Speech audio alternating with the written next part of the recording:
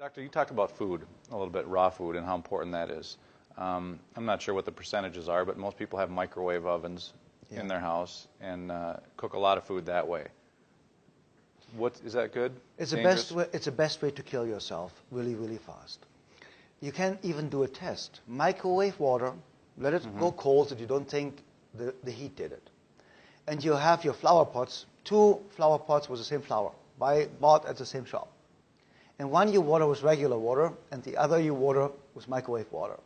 The one you water with microwave water is dead in 3 to 7 days. Dead. Not minusculely growing. No, it's done.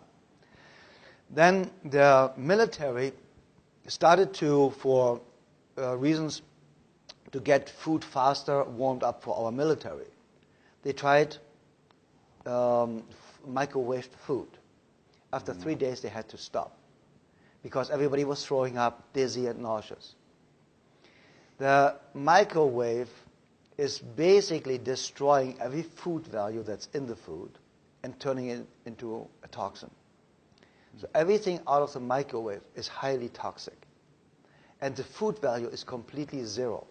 So it doesn't really matter if you have a bowl of vegetable soup that you warm up in the microwave oven or if you eat cardboard. It makes no difference because the food value is not there anymore and it also becomes toxic. And the microwave oven is, it's convenient, and I have to admit sometimes if I'm on a run, I reheat my coffee in a microwave oven, and I know it's bad. But we are just humans. And I still think, Scott, if we do 70% right, we can do 30% wrong without doing major harm to us.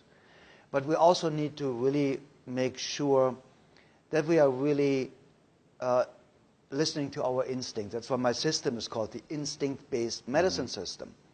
Because I believe our instinct is always right. I believe our instinct is God talking to us, or our soul, or the universe, or nature, however you want to call this energy. It does not really matter. And when we start listening to our instincts and we feel, I don't feel right. Something is wrong. Just believe me. You have the feeling, I don't feel right, something is wrong. And this is where we need to start listening again. So if something is wrong, start researching. What did I do? What did I eat yesterday? Might it be just something that upset my stomach yesterday? Should I just eat, I don't even know really, in Germany you have Zwieback. It's kind of like, you give it to babies. It's this hard kind of like very crispy kind of a bread.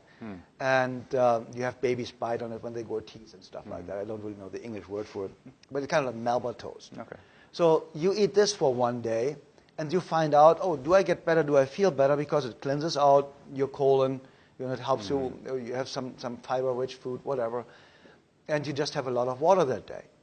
And in 90% of the cases, that cures the problem. But always grabbing a pill because something is wrong just covers the symptom, and you will never find out the root cause because my instinct-based medicine system is only about the root cause. We do not treat disease. We do not treat illness. We do not treat the patient. We are just identifying the root cause and helping the person to eliminate the root cause. And the symptoms just fall off. But if you cover it with medication, let's say for spinal problems, you can have headaches. There can be, from your spine, a misalignment of your spine. You can have eaten something really bad yesterday, and the toxins that your colon is producing or digestive tract giving you the headache. You can have a lot of stress. You can get a headache from that. Your muscles might be tight and there's no oxygen in your brain. So there are hundreds of possible reasons for you to have a headache. So if you just take a headache pill and the pain goes away, at least you believe it's gone away. It's not really gone away. You just believe it is. It just covers the information flow. It breaks the information flow from your nervous system to your brain, telling you there is pain. That's all it does. It doesn't get rid of the pain. But now you will never really research where did it come from. What food shouldn't I eat? What food do I eat? Every single time I eat this, I get a stomach ache, or I get a headache, or I get dizzy. We never get there because the medication covers the symptoms. So we think we are cured. It's like people say cancer patients are in remission after treatment. No, they're not. they are dead to 90%, and no body function is there any longer. So the cancer doesn't grow at the moment, and the good stuff doesn't grow at the moment. So there's no healthy cell replacement, but there is, of course, no replacement of or growth of the cancer cells, because the treatment killed the entire body to a point where you barely survive. That's why it says on the chemotherapy side effects, death as a side effect. So many people die because they miss the spot where they kill the patient to a point where they're still staying alive. And the microwave oven actually is one of the tools making us feel full, making us feel we ate, but an hour later we are hungry again because we did not get nutrition. We stuffed our stomach. And now we are creating possibly diabetes, because our pancreas has to produce all these digestive enzymes now for us to be able to digest the dead food, because now there are no living enzymes in the food any longer. Even if you have the vegetable soup, you just put into the microwave oven. And that's one of the main reasons also for diabetes. So the microwave oven could be one of the main reasons for diabetes, because we cannot digest what we eat. And I mean, eventually the body gets rid of it, but it's a huge effort for the body to get rid of microwave food.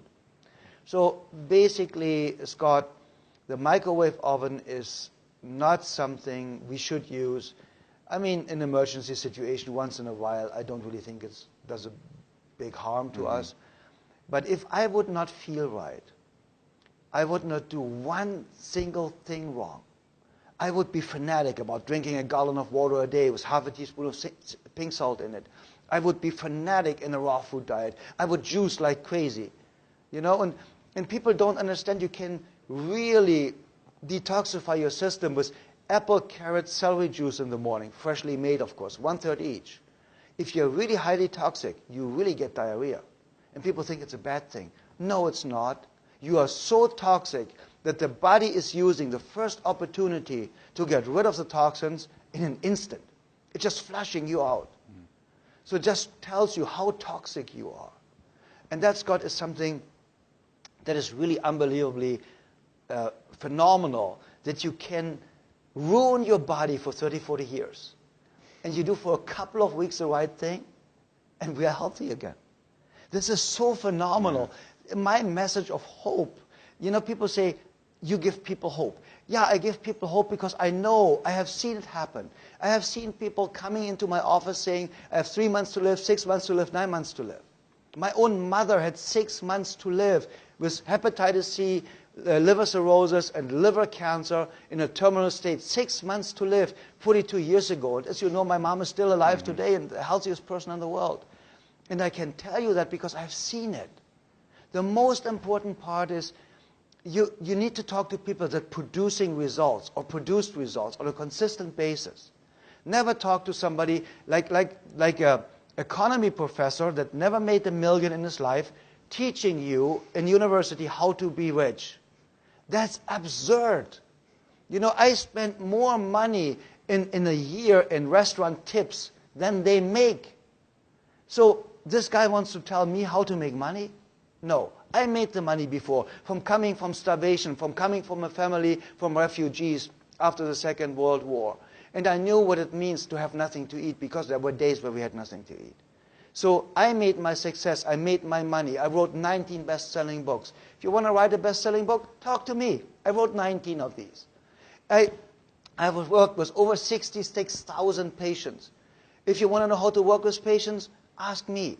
So the point is, talk to people who did it. Talk to a patient who was sick and got healthy. Talk to somebody that weighed 400 pounds and now is slim and skinny and fit and healthy and strong. That's the person you talk to. Not a doctor whose lifespan statistically is the shortest of all professions. The doctor has a lifespan, an average of 56 years of age, the highest abuse rate of alcohol, the highest abuse rate of drugs, and the highest rate of suicide. This is a person you want to ask how to be fit, healthy, and strong for the next 140 years? No. You ask somebody who is doing it. You go to somebody that's 100 years old and plays soccer with his great-great-grandchildren, and you say, how in the world did you do that? And that makes a difference. So we need to talk to people that have done it before and that are producing results. And to conclude this, stay away from the microwave oven. And if you have children, throw the microwave oven out of the window, because they are microwaving everything and they are killing themselves.